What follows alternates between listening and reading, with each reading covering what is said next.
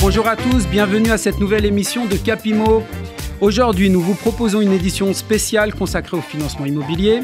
Face à la hausse des taux d'intérêt et aux conditions bancaires strictes, une question se pose, qui peut encore emprunter en 2025 ? Alors, témoignage, avis d'experts. D'ailleurs, je suis ravi de vous présenter les invités d'aujourd'hui. Donc, Maître Laura Hanouna, bonjour. Bonjour. Bienvenue. Merci. Olivier Renoux, agent immobilier Paris Centre. Bonjour. Merci d'être là. Et Julie Bachet, directrice générale du réseau Vous Financez. Bonjour Julie. En deux mots, le réseau Vous Financez. Le réseau Vous Financez, c'est un réseau de 135 agences réparties partout en France, de courtiers experts en crédit immobilier, conso, pro, restructuration de crédit. Et donc, c'est un réseau qui existe depuis plus de 17 ans aujourd'hui. Merci Julie. Alors, tout de suite, pour rentrer dans le vif du sujet, j'ai deux, trois faits qui me paraissent intéressants. Le premier, c'est que les Français sont toujours attachés à la propriété. L'immobilier reste et demeure le placement préféré pour constituer et transmettre leur patrimoine. En revanche, l'accès à la propriété est perçu comme de plus en plus difficile, notamment les freins liés au financement, à savoir, pour certains, ça peut être le manque de budget, pour d'autres, l'impossibilité de contracter un prêt bancaire, et enfin, pour certains, le taux d'endettement qui peut être trop élevé. Donc, Julie, est-ce que c'est toujours le cas en 2025 ? Alors, bonne nouvelle, en 2025, c'est beaucoup moins le cas, si ce n'est plus du tout le cas, puisqu'effectivement, les taux sont en baisse depuis plusieurs mois maintenant, ce qui a un effet extrêmement positif sur la capacité d'emprunt de ceux qui souhaitent accéder à la propriété. Ce qu'on peut observer, c'est des taux qui, en l'espace de 12 mois, ont baissé d'environ 1%. 1% de baisse de taux pour un couple qui gagne 4 500 € de revenus, c'est 20 000 euros de capacité d'emprunt supplémentaire, c'est 7% en plus dans un marché. C'est loin d'être négligeable, d'autant plus que dans le même temps, les prix de l'immobilier ont légèrement baissé, donc c'est des capacités d'emprunt et d'acquisition nettement plus élevées. Deuxième point positif, les banques sont demandeuses de nouveaux clients et donc je dirais que les vannes du crédit sont largement réouvertes et aujourd'hui, quel que soit le profil, primo-accédant, secondo-accédant avec un prêt relais ou investisseur, nous pouvons trouver des solutions aujourd'hui pour l'ensemble des projets immobiliers de nos clients. Très bien, Julie. Est-ce qu'on ressort le même dynamisme en début 2025 Alors oui, nous, on a perçu ça. Effectivement, ça fait plus 6 mois. On est un peu en décalage par rapport à ça, mais ça fait 6 mois à peu près. Et effectivement, on voit qu'il y a une recrudescence de demandes. Et effectivement, les visites sont un petit peu accrues. Donc, budget en hausse, bien. Très bien. Et Laura, au niveau des actes notariés ? Oui, au niveau des actes, on sent qu'il y a plus de ventes définitives qui se signent là sur les 3 premiers mois de l'année. On espère que ça va continuer ainsi. Bon, parfait. Merci. Alors, tout de suite, on va écouter nos auditeurs. Et la première question qu'on a posée à nos auditeurs, c'est la suivante. Faut-il avoir établi son plan de financement avant de commencer à visiter des biens ? Oui, moi je pense qu'il est préférable d'établir son plan de financement pour savoir combien ça va te coûter tous les mois, parce que si tu n'arrives pas à rembourser ton crédit, si la coût de ta mensualité elle est trop chère, ça sera très compliqué pour toi de le faire. Alors Olivier, qu'en pensez-vous ? C'est impératif en fait. Avant une visite, on souhaite acquérir un 2 pièces, un 3 pièces, mais avant chaque visite, il faut évidemment aller voir son banquier, son courtier, pour voir le budget qu'on peut en sortir et être sûr de soi à 80%, 90%. Quoi. Ce que vous me disiez qui était intéressant, c'est que même j'allais dire, si un appartement les intéresse et qu'ils n'ont pas suffisamment prévu la suite sur le financement, ça peut être un problème. Ah bah oui, c'est sûr, effectivement, parce que lorsqu'on s'engage après dans une offre et qui est acceptée par le vendeur, effectivement, il faut que ça soit sérieux et derrière, il faut que ça suive. Donc si effectivement, on n'a pas été voir son courtier ou encore une fois son banquier, on peut avoir des grosses surprises et ça embête tout le monde et avant tout, effectivement, le vendeur. Laura, est-ce que, dans l'autre sens, j'allais dire, vos vendeurs vous demandent aussi conseil ? Voilà, il y a un acheteur qui s'intéresse à mon bien. Oui, c'est vrai que ça rassure beaucoup les vendeurs d'avoir un profil d'acquéreur avec une offre déjà validée par un courtier, avec un plan de financement déjà validé par un courtier. D'un point de vue pratique, c'est important pour l'acheteur de cibler des biens qui correspondent à sa capacité d'emprunt. Mais d'un point de vue juridique aussi, quand on signe un compromis ou une promesse, on s'engage. Donc, il ne faut pas s'engager n'importe comment. parce qu'après, ça va créer des tensions entre vendeurs et acquéreurs. Et parfois même, au niveau, quand on a une agence immobilière au milieu, on peut reprocher à l'agence de ne pas avoir vérifié le financement. Et ça va créer des tensions inutiles. Oui, d'ailleurs, à ce niveau-là, Julie, vous intervenez finalement, les courtiers. Vous pensez quel est le meilleur moment pour intervenir avec, par exemple, l'agent immobilier ? Alors nous, on travaille beaucoup avec les professionnels de l'immobilier. C'est plus d'un dossier sur deux réalisé dans le réseau qui est apporté par un professionnel de l'immobilier. Et effectivement, nous, notre recommandation, c'est de nous adresser les prospects avant de les sortir en visite. Puisque d'autant plus quand vous avez des mandats exclusifs, d'éviter les touristes de l'immobilier qui vont visiter plusieurs biens et qui finalement n'ont pas les moyens de financer ce type de biens-là. Donc nous, notre recommandation, c'est de nous les envoyer pour une étude de financement avant de les sortir en visite. On sait que ce n'est pas toujours évident, en tout cas de valider avant de signer un compromis. Très bien. On a posé du coup, la deuxième question, c'est quand on veut acheter, peut-on vraiment monter son plan de financement tout seul ? Réponse. Déjà, pour commencer, je peux faire une simulation sur Internet. Après, je peux aller voir mon banquier. Et à la fin, je peux quand même aussi faire appel à un courtier pour avoir les meilleurs taux. Alors, ce qui est intéressant, c'est la démarche. Ça vous fait sourire. Je pense que c'est quelque chose qu'on entend parfois. C'est dans quel ordre, finalement, les acquéreurs raisonnent.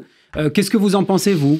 Je dirais que tout dépend du profil des emprunteurs, de la complexité du projet, et puis du temps qu'ils ont à perdre, puisque faire une simulation soi-même sur Internet, si tout le monde était banquier ou courtier, finalement, on n'aurait plus de travail. Donc, je pense que c'est un métier d'expert. D'ailleurs, c'est un métier réglementé, courtier. Aller voir son banquier, c'est bien, mais son banquier n'a que ses propres solutions à présenter. Et nous, en tant qu'experts du financement, on va être capable d'aller chercher l'ensemble des solutions auxquelles le client n'a pas accès tout seul ou ne connaît pas. Je pense au prêt 1% logement, je pense aux prêts bonifiés que peuvent proposer certaines banques, je pense aux prêts à impact quand le DPE est meilleur que les exigences que l'on peut avoir. Donc, si on veut gagner du temps, je dirais qu'il est plutôt souhaitable de faire appel à un professionnel et donc à un courtier. D'accord. Vous ressentez ça, Olivier ? Oui, je suis complètement d'accord. J'ai écouté avec attention. Mais c'est vrai qu'on peut imaginer qu'il y a une différence aussi entre la province et Paris et des générations. Quelqu'un de jeune à Paris et de jeune en province qui va faire tout seul sa simulation sur Internet. Et à Paris, on va vite voir un courtier, en fait, je pense, non ? Ou je me trompe, peut-être ? Alors, moi, j'ai 135 agences et la majorité sont en province. Ouais. Donc, heureusement, en province aussi, on fait appel à nous. Mais je dirais que, en fait, si on a un dossier très simple, on a l'apport des frais de notaire, plus 10%, on est salariés tous les deux, on est sur un dossier extrêmement simple. On peut faire appel à un courtier pour gagner du temps dans ces démarches, pour aller quand même optimiser les conditions de financement, et puis pour garantir d'avoir un accord, puisque nous, on a accès à plus de banques que le client tout seul. Mais si on est sur un dossier avec un pré-relais, par exemple, si l'un des deux est commerçant ou professionnel, avec des bilans, s'il y a déjà des crédits en cours, bien sûr. Là, ça peut être vraiment pertinent de faire appel à un courtier. Si on est sur un DPE qui est F ou G, par exemple, un certain nombre de banques n'iront pas. Donc, nous, on va tout de suite accompagner le client pour proposer des devis de travaux qui seront nécessaires pour obtenir son financement. On va aller chercher des financements optimisés ou bonifiés pour ces travaux qui ont des vertus écologiques, on va dire. Donc, c'est vrai partout. Ce qui est vrai, c'est que en région parisienne, on va dire qu'on est moins fidèle à sa banque. D'ailleurs, les banques ont moins des parts de marché très importantes comme on peut connaître en province. Et puis, mais on a moins le temps aussi. Donc, on va plus faire appel à un courtier. Ah oui. Mais je pense qu'aujourd'hui, on est entre 35 et 40% des clients qui font appel à un courtier. Et plus on est jeune, plus on fait appel à un courtier puisqu'on est dans cette culture de la comparaison. Aujourd'hui, tout le monde vérifie sur Google avant d'aller choisir un restaurant, des vacances, même un dentiste. Donc, je pense qu'aujourd'hui, juste consulter sa banque, ça fait plus vraiment partie de la manière dont les gens fonctionnent. Et nous, finalement, courtiers, on est tiers de confiance. On est mandaté par le client pour aller trouver la meilleure solution pour lui, alors que le banquier, lui, a des objectifs à atteindre. Mais cette notion évoquée par l'auditeur de commencer tout seul sur Internet, je trouve ça intéressant parce que c'est un peu comme dans beaucoup de domaines où on veut pas, on a peur qu'en rentrant tout de suite en contact avec quelqu'un, il y a un côté comme ça un peu intrusif ou qu'après on puisse plus trop lui dire non merci. Donc est-ce que vous pensez quand même qu'on arrive à un premier niveau de réponse satisfaisant si on va sur Internet faire une simulation ?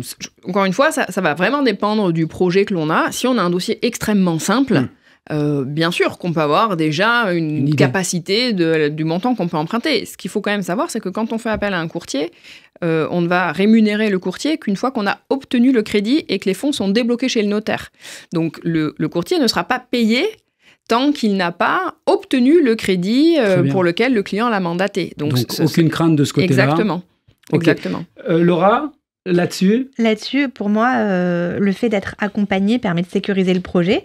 Et monter un plan de financement, ça suppose de connaître tous les frais annexes, les frais de garantie, frais de notaire, les frais de dossier, les assurances. On ne peut pas avoir ça forcément tout seul sur Internet. Ça permet d'anticiper aussi les délais bancaires, parce que selon les banques, les délais peuvent être différents. La faisabilité du projet. Et pour moi, il faut toujours adapter le plan de financement au type de bien. Est-ce qu'on achète dans du neuf, de l'ancien? Est-ce qu'on a des travaux, pas de travaux? Voilà, je rejoins Julie par rapport au type de financement. Et c'est très important pour moi de se faire accompagner là-dessus. Très bien. Je sais que vous allez ensuite nous parler de la condition suspensive, mais sans anticiper là-dessus, quand j'entends certains prêts, etc., bonifiés, est-ce que ça a sa place dans un compromis, une promesse de vente? Est-ce que si je suis en crédit relais, je le fais noter par oui, c'est important. Le crédit relais, c'est très important. Je prends cet exemple-là parce que ça va parler à beaucoup de monde. Très important, parce que quand on a un crédit relais, en général, le crédit relais ne suffit pas, puisque en général, on vend pour acheter un petit peu plus cher ou un autre type de bien, souvent parce que c'est typiquement un couple qui a eu des enfants ou qui a grandi sa famille, donc qui achète plus grand. Donc, il faut un prêt relais et puis un prêt complémentaire. Le prêt relais et le prêt complémentaire n'ont pas la même durée. Donc, nous, les notaires, plus on est rigoureux, très bien, mieux c'est pour notre acte. Merci, Laura. La troisième question qu'on a posée, c'est qu'est-ce qui vous ferait choisir un courtier plutôt qu'un autre pour votre crédit immobilier? On écoute. Vraiment, je marche plutôt par recommandation. C'est-à-dire que si j'ai un ami qui a acheté et que qui est passé par un courtier, qui me l'a recommandé, j'irai plutôt vers lui. Et les avis aussi sont très importants. Très bien. Donc, Julie, vous en parliez. Exactement. Donc, on est dans un métier où la recommandation et les avis comptent énormément. Oui, c'est ce que je vous disais. Chez nous, un dossier sur deux est apporté par ce qu'on appelle un apporteur d'affaires, donc un partenaire professionnel de l'immobilier. Et 40% de nos dossiers, c'est de la recommandation de nos anciens clients qui ont été satisfaits des services qui ont été délivrés par les courtiers du réseau, là en l'occurrence vous financez. Donc la recommandation, c'est essentiel. La satisfaction de nos clients aussi, nous on y travaille beaucoup. Aujourd'hui, c'est plus de 15 000 avis avec une note moyenne de 4,9. Donc on est vraiment attentif à ça, puisque, je vous le disais, aujourd'hui, même pour choisir un médecin, on va regarder ses avis sur Google, donc pour un courtier aussi. Et je dirais que même certains banquiers commencent à se mettre aussi à aller récupérer des avis. Donc, c'est oui. Si ce n'est le nerf de la guerre, en tout cas, je pense qu'effectivement, la personne interrogée a complètement raison. C'est très important de se renseigner sur la personne qu'on va rencontrer pour s'assurer que c'est une personne compétente et qui va être attentive, puisqu'un projet immobilier, c'est toujours un projet très important dans la vie de quelqu'un. C'est un moment qui est très anxiogène et donc c'est important d'être accompagné par quelqu'un qui va avoir conscience de tout ça. Très bien. On va écouter un autre auditeur nous donner son avis sur la question. Le courtier, c'est plus le prix, en fait, qu'il me faudrait choisir. Si le prix, il est pas très cher. En fait, si c'est un prix fixe, moi, ça m'arrange, parce que moi, j'aime pas les prix variables. Alors, on rentre dans le vif du sujet. Ça fait sourire Olivier. Olivier, c'est des questions. Est-ce que quand vous présentez justement un courtier à un de vos acquéreurs, il vous pose systématiquement la question du prix que ça va coûter ? 2 fois sur 3, oui, je pense, oui, à peu près. Mais effectivement, ce qui est important, c'est un expert et il y a une mise en confiance. Je reviens sur le côté relationnel et recommandations. Je crois que c'est très important et il y a une mise en confiance de présenter un courtier et de l'expliquer. C'est pas de donner une carte de visite. C'est effectivement, on met en relation et après, effectivement, oui, il y a un coût, mais comme disait Julie tout à l'heure, c'est à la fin que vous êtes payé. Au départ, c'est une étude gratuite, on va dire. Bien sûr. C'est un petit peu comme les différents billets d'avion, etc. Là, on cherche les différentes meilleures banques, meilleurs taux, etc. Puis il y a vraiment un travail d'expert. Laura ? Alors, moi, personnellement, je ne choisis pas de courtier pour mes clients, mais si je devais en choisir un pour moi-même, c'est vrai que je regarderais plusieurs critères. La transparence, donc le courtier qui va ne pas vendre du rêve, mais nous donner des explications et une vision réaliste du financement, nous parler honnêtement de ses honoraires, de ses partenaires avec qui il travaille, sa réactivité, parce que ça, c'est hyper important. On a un timing qui est souvent très serré. La connaissance du terrain, c'est-à-dire aller chercher vraiment le bon prêt, selon les critères d'accès d'acceptation des banques adaptées aux clients. Et puis, souvent, un accompagnement personnalisé. Ça, c'est très apprécié par les clients, d'avoir des courtiers, en fait, qui sont là de A à Z, pendant toute la durée du projet. Avant, j'étais notaire à Melun et je constatais que les courtiers, moi, se déplaçaient aux signatures des actes authentiques. D'accord. Ce que je vois beaucoup moins depuis que je suis notaire à Paris. Les courtiers ne viennent plus. Bon, parfois, on en a, c'est variable, mais c'est vrai que l'accompagnement personnalisé, c'était très apprécié par les clients parce que, comme disait Julie, c'est vraiment un moment anxiogène et ça permet de rassurer le client. Voilà, d'aller jusqu'au bout. Avant Voilà. de redonner la parole à Julie, on a posé la même question à une troisième personne. Bien, déjà pour par relationnel, c'est pour une question de confiance et puis aussi après voir les taux qu'ils proposent, si c'est intéressant ou pas. Alors, une synthèse un peu dans la lignée de ce qu'on disait. Donc, il y a là encore le relationnel, mais on parle des taux. Donc, est-ce qu'on sait si avec un courtier, statistiquement, on gagne en termes de taux? On peut savoir ça? Statistiquement, non, parce qu'il n'y a pas de statistiques concernant l'activité des courtiers, puisque nous, on a un rôle d'intermédiaire. Donc, c'est vrai que la majorité des personnes viennent nous voir, notamment pour obtenir un meilleur taux que ce qu'ils pourraient obtenir tout seuls, mais pas seulement. On constate, nous, dans les études que l'on peut faire et les différents sondages, que beaucoup de clients viennent nous voir pour gagner du temps. Parce que si vous voulez voir 4 ou 5 banques vous-même et que vous voulez des rendez-vous le samedi parce que le reste de la semaine vous travaillez, vous n'arriverez jamais à faire ça dans le délai de la condition suspensive parce qu'un banquier n'a jamais de place un samedi à 3 ou 4 semaines à l'avance. Et puis, c'est aussi pour aller optimiser le montage, puisqu'effectivement, nous, on va penser à des solutions auxquelles le client n'a pas forcément pensé tout seul ou le banquier. Donc, oui, aller voir un courtier, ça a un coût. Est-ce qu'on s'y retrouve ? Évidemment, je vais vous dire que oui, sinon je changerais de métier. Et puis sinon, les clients signeraient pas, puisqu'encore oui, les clients signeraient pas. Alors, il faut savoir qu'on interroge toujours la banque du client. De toute façon, quand un client vient nous voir, on va toujours interroger sa banque pour voir les conditions que la banque peut lui proposer. Tous les clients n'ont pas le réflexe d'aller voir automatiquement leur propre banque. Donc, nous, on va faire la démarche pour eux. Mais on va aussi regarder, comme le disait Laura tout à l'heure, quelle est la banque qui va effectivement pouvoir proposer les conditions qui correspondent le mieux au profil des acquéreurs, puisqu'ils n'ont pas tous le même profil. Certains vont être des professionnels et donc certaines banques sont plus à même de les accompagner. D'autres vont être des primo-accédants, vont avoir besoin d'un prêt à taux zéro, d'un prêt complémentaire, etc. Et puis pour ce qui concerne le prix, je serais tentée de dire que la qualité, ça a toujours un coût. Il faut savoir que dans la majorité des cas, les honoraires du courtier sont un pourcentage du montant financé. Donc, un montant forfaitaire, ce serait peut-être un peu injuste pour ceux qui vont avoir des projets d'acquisition avec des prix autour de 150 000 €. Donc, nous, dans la majorité des cas, chez nous, le montant des honoraires dépend du montant du projet, voire de la complexité du dossier, si on est sur un dossier avec des SCI, avec beaucoup de patrimoine, si on est sur un dossier de construction qui va demander là aussi beaucoup plus d'accompagnement dans la durée. Accessoirement, les honoraires peuvent être un peu plus élevés, mais avec effectivement un accompagnement du projet et du client, je serais tentée de dire de la première visite jusqu'au passage chez le notaire, voire pour ceux qui font construire jusqu'à la livraison de la maison. Très bien. Merci Julie. Ça me donne une transition parfaite puisqu'on parle des différents profils. Là, c'est des questions qui nous viennent des auditeurs directement. On va écouter tout de suite la première. Salut David. Avec Ethan, on se posait la question si c'était obligatoire d'avoir un apport personnel pour pouvoir acheter un appartement ou une maison. Alors, je vais me tourner de nouveau vers Olivier parce que Julie va nous donner la réponse plus technique, j'allais dire. Mais Olivier, est-ce que vous avez souvent des clients plus ou moins jeunes d'ailleurs, là c'est un couple jeune, mais qui vous demandent si on peut acheter sans apport? Et d'après vous, est-ce qu'on peut le faire? Est-ce que vous voyez des dossiers comme ça passer? Alors, on a peu de demandes comme ça sans apport, mais effectivement, nous, dans les dossiers, on a minimum, je pense, 10% d'apport. C'est ce qui se pratique un peu aujourd'hui pour les dossiers que l'on ait. Après, du 100%, je sais pas, je me renvoie vers Julie. Je serais tentée de dire, tout dépend de ce qu'on appelle sans apport, puisque pour moi, sans apport, c'est pas d'apport du tout, ni pour l'acquisition, ni pour les frais de notaire. Mais oui, pour Olivier, pas d'apport, c'est que les frais de notaire et les frais de garantie. Donc, un financement, on va dire à 100%. Le prix d'achat, oui, aujourd'hui, sans aucune difficulté, on trouve des solutions sans apport. C'était pas vrai il y a 24 mois, où effectivement, il fallait à minima 10% d'apport en plus des frais de notaire. Donc là, c'est ce que je vous disais tout à l'heure, les conditions d'emprunt se sont assouplies et on peut financer à 100%, voire même dans certains cas, ce qu'on appelle traditionnellement à 110%, donc c'est-à-dire le prix d'achat, plus les frais de notaire, plus les frais garantis. La seule chose qu'on ne finance pas, ce sont nos honoraires. Donc là, il faut que le client ait au moins cet apport-là. Ça, c'est un peu plus délicat. Le 110%, on va dire, ça dépend du projet. C'est plus facile quand ça va être de l'investissement locatif.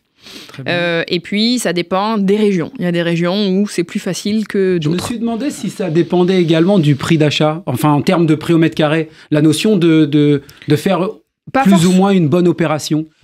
Non, pas. Parce qu'il y a un risque bancaire plus grand si c'est mal acheté, si je finance en tant que banque, si je finance du 100 ou 110%. Il faut savoir quand même, et ça c'est Laura qui pourra nous le confirmer, mais que dans la très grande majorité des cas aujourd'hui, les crédits immobiliers sont cautionnés avec des organismes de caution et pas avec une garantie réelle de type hypothèque. Donc la valeur du bien, certes, est importante, mais ce qui est regardé plutôt, c'est la solvabilité des emprunteurs, puisqu'on est plus sur un risque d'échéance que sur un risque hypothécaire. D'accord, très bien.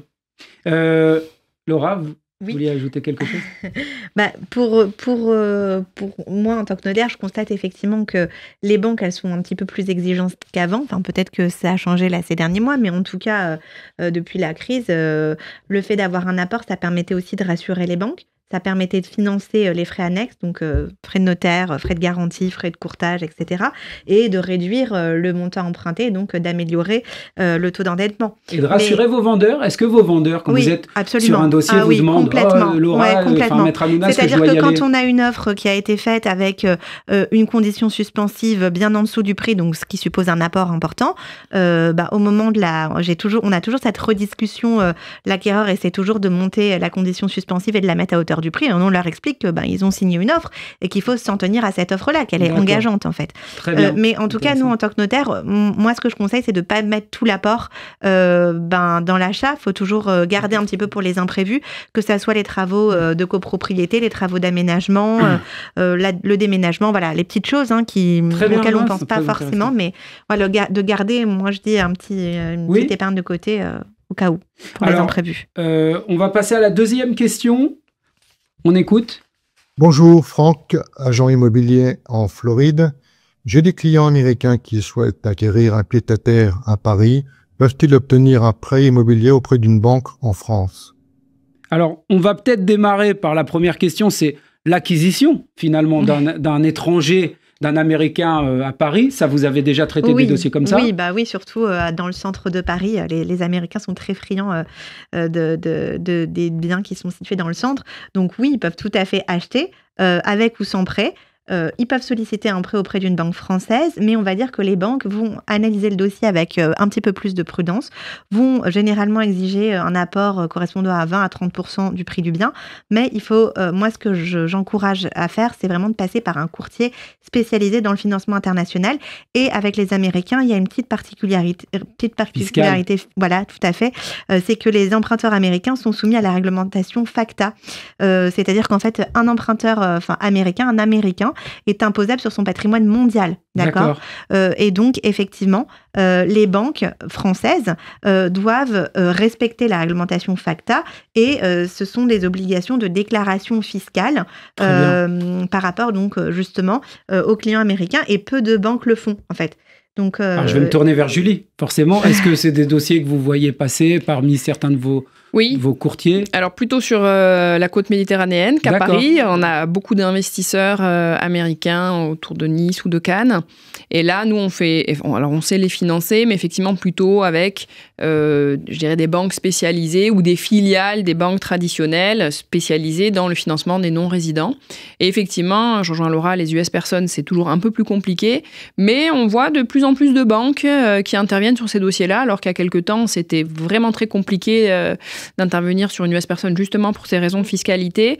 Mais là, dans les cellules des banques qui sont spécialisées dans le financement des non-résidents, aujourd'hui, c'est des choses qu'on est capable de faire, effectivement, avec 20 à 30% d'apport. Mais surtout, les banques sont très regardantes sur le fait que ces investisseurs doivent être absolument propriétaires de leur résidence principale dans leur pays d'origine. D'accord. Alors, je rebondis là-dessus. À l'inverse, on a des Français qui se demandent s'ils peuvent acheter en Espagne, au Portugal. Donc là, je parle de l'Europe, ça paraît plus simple.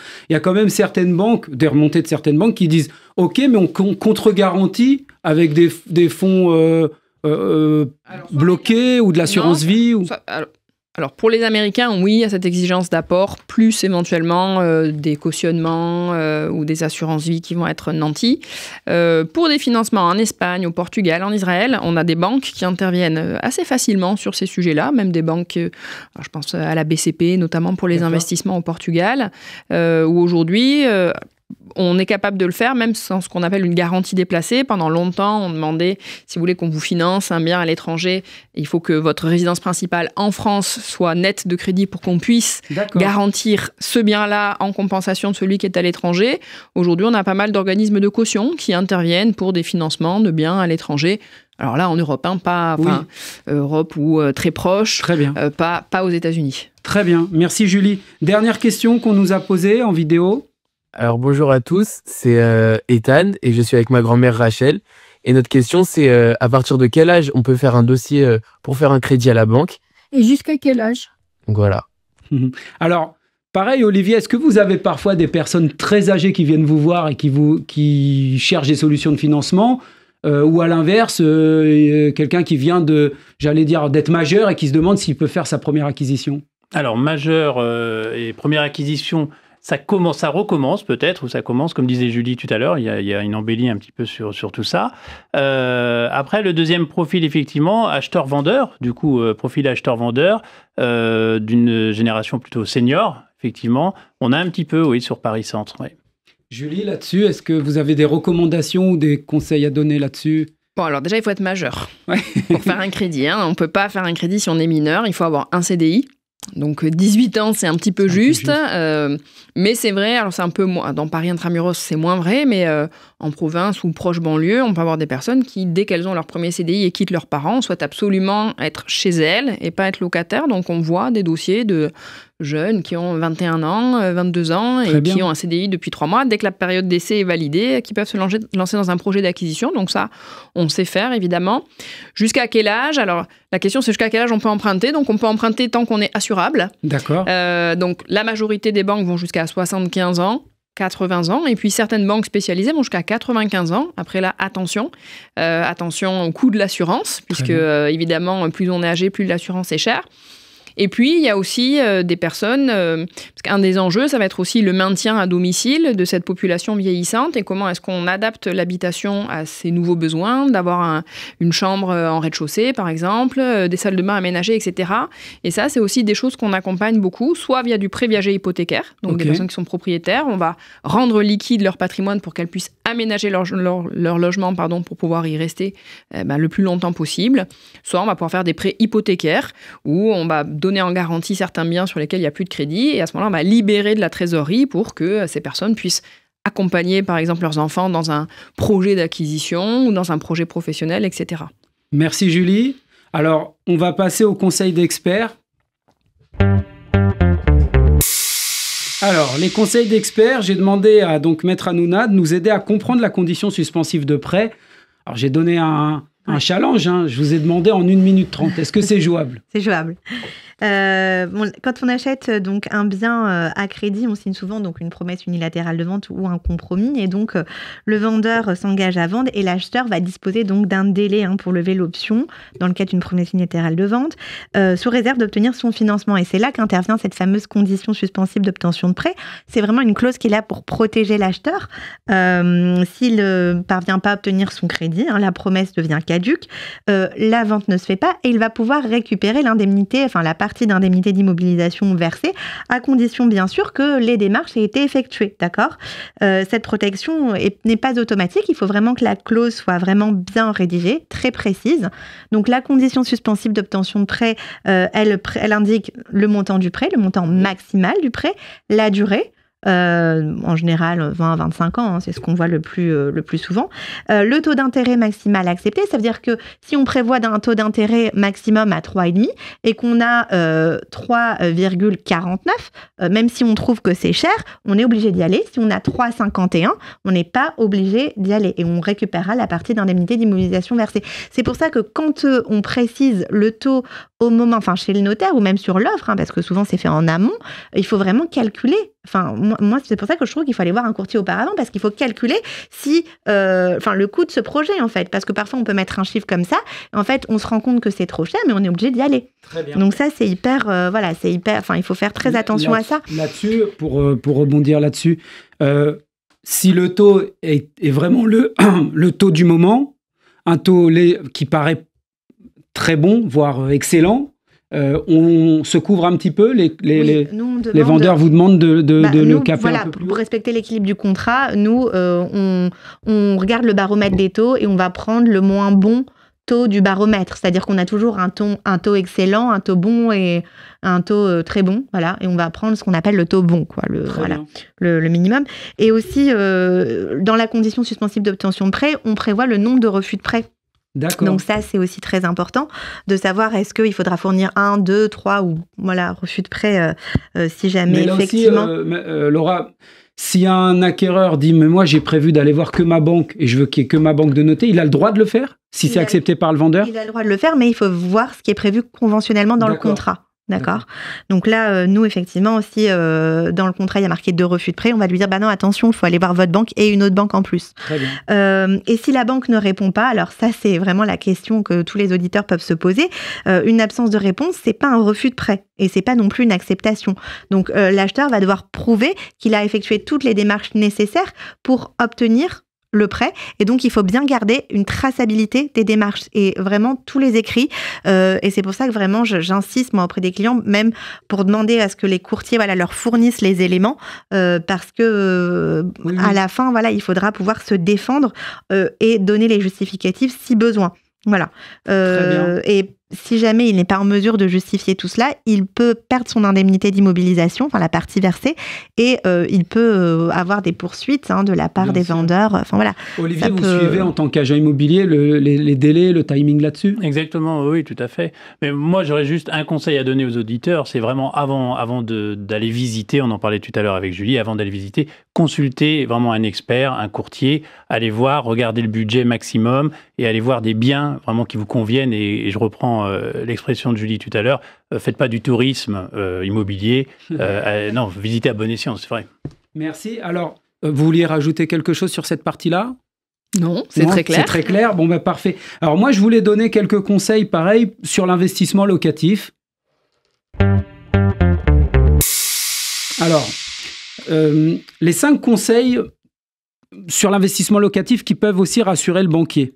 Je me suis mis quelques points clés, notamment investir près de chez soi, qui peut être plutôt rassurant parce qu'il y aura une connaissance des prix, il y aura une connaissance du quartier et en cas de problème, il y aura une réactivité également. Pourquoi je dis ça? Parce que on me demande souvent, quand on veut investir sur du locatif, on regarde des régions plutôt que d'autres, des taux de rentabilité plutôt que d'autres. Et là, on va plutôt se donner une recette de cuisine en se disant les points clés qui vont permettre, vous, de faire une bonne acquisition, mais également, comme on est dans le cadre d'un financement, on va parler de ce qui peut être rassurant alors pour un courtier qui irait défendre votre dossier, finalement, auprès des banques. Toujours se couvrir contre les impayés. Les personnes qui veulent faire de l'investissement locatif maximisent souvent, essayent d'avoir des estimations locatives très hautes et finalement très peu de frais. Alors on aimerait tous que ça se passe comme ça, mais dans la pratique c'est important de dire je prévois une assurance loyer impayé, d'accord, des cautions solides, je prévois une assurance PNO, ce qu'on appelle propriétaire non occupant, qui me couvre un maximum. Ensuite j'ai mis la notion de trésorerie de sécurité. Alors j'ai mis 3-6 mois de mensualité. Ça peut faire beaucoup pour certains. On parlait tout à l'heure des apports. Mais je pense que si on voit l'investissement locatif comme un complément de revenus et de travail, il faut l'envisager avec tout ce que ça implique. Donc, s'il y a des retards de loyer, il faut pouvoir couvrir des vacances locatives ou des travaux urgents. Ensuite, un point important, c'est aussi de prévoir l'entretien et la rénovation. Là aussi, en fait, c'est pas j'ai acheté, j'ai fait les travaux, puis plus rien.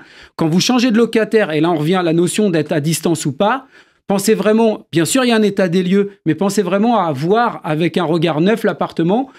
Certains investisseurs se demandent toujours si eux-mêmes habiteraient le bien qu'ils mettent en location. Je trouve ça intéressant.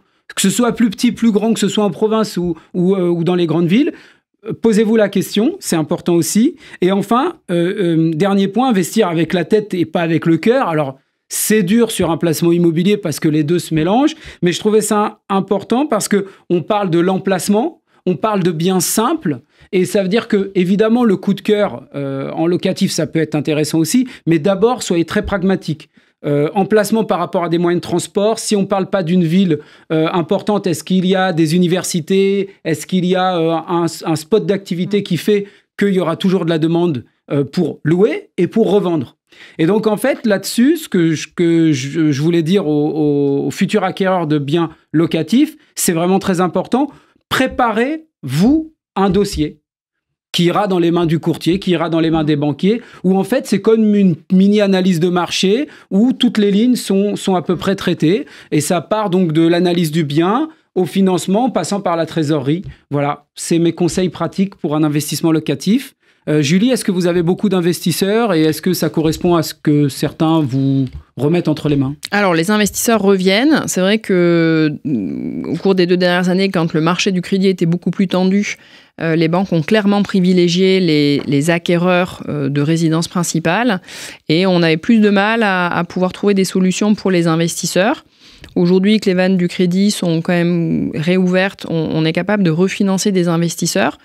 Le sujet, c'est quand même qu'un investisseur va plus facilement être suivi dans la banque qui l'a financé pour sa résidence principale, puisque les banques ne vont pas financer un investisseur qui n'est pas lui-même propriétaire de sa résidence principale, ou alors vraiment dans de très rares exceptions de type gendarme, etc., qui ont des logements de fonction. Mais sinon, à défaut d'être propriétaire de sa résidence principale, c'est très difficile de devenir investisseur. Je vous rejoins complètement sur le fait qu'investir à côté de chez soi, ou en tout cas dans un marché qu'on connaît, c'est pertinent. Et effectivement, sur des biens qui sont en demande sur la zone sur laquelle on va investir. Si vous êtes dans une ville très étudiante et que vous achetez un pavillon familial, il faut quand même penser que la location pourrait être plus compliquée ou plus longue, en tout cas, à arriver. Donc, les investisseurs, c'est quelque chose qu'on est capable de faire, mais avec un profil adapté. Vous avez 3 mois de CDI et vous êtes hébergé chez vos parents, ce sera très difficile, quoi. Plus difficile. Très bien. Merci à tous. Je vous remercie de votre présence et de vos remarques pertinentes sur le sujet. Et vous pouvez retrouver cette émission donc en podcast, comme d'habitude. Également, vous dire que je remercie toute l'équipe de RCJ et que je dédie cette émission à Gilles Taïeb. Merci beaucoup.